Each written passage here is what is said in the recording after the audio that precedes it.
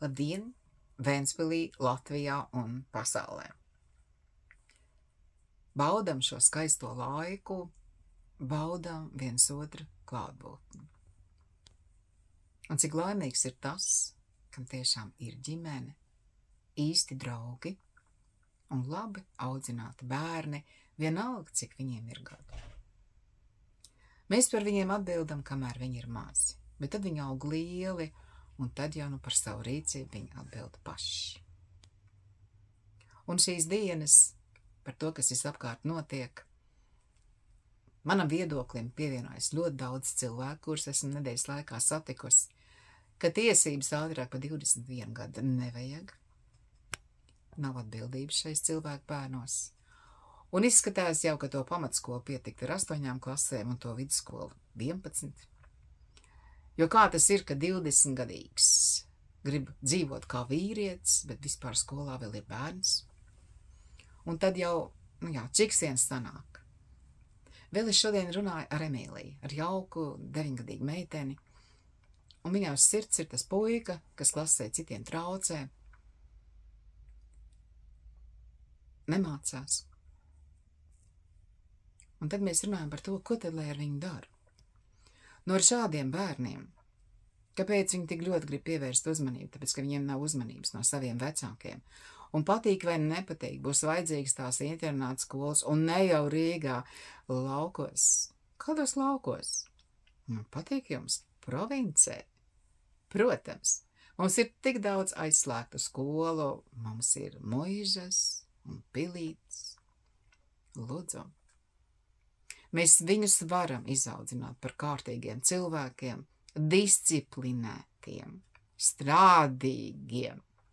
Un to var iemācīt tikai un vienīgi ģimene. Es jau sen atpakaļ, vēl padomu laikos, kad man meita sāk iet skolā, es biju no tām aktīvām mātēm, kas gāja uz vecāku sapulcēm un kas arī runāja. Un nekad neesmu burkstējis zem deguna. Un es jau toreiz teicu, ka mēs vecāki audzinām savus bērnus un esam par viņiem atbildīgi. Skolai ir jādod tikai zināšanas. Tas, ka šodien cieši skolotāji, skolu direktori no vecāku patvaļas, tas ir fakts. Jo es tiekos ar skolotājiem, ar skolu direktoriem un bērndārzu vadītājiem. Tad tomēr būs jāuzraksta uz papīra, kas ir vecāku pienākumi un tiesības. Jo izskatās, ka šodien šī neaudzinātība, nepieklājības ir tik augsta vilni, un ko gan jūs gribat kādus bērnus viņi var izaudzināt. Un tam sakars, protams, ir ar izglītības līmeni. Ar dzimtu, no kurienes nāk. Un par atbildību arī. Pieaugušie iemāc bērnus melot, bērni piedzimst tīri. Viņi nemelo, viņi runā patiesību, un pieaugušie, manā laikā pat ne tikai liks stūrī kā mani pa lielo muti, bet arī pēra bērnus, mani nepēra, paldies maniem vecākiem, bet arī tagad. Tad labāk iedot bērniņam telefonu, lai liek mierā to māti. Tā nedrīkst darīt.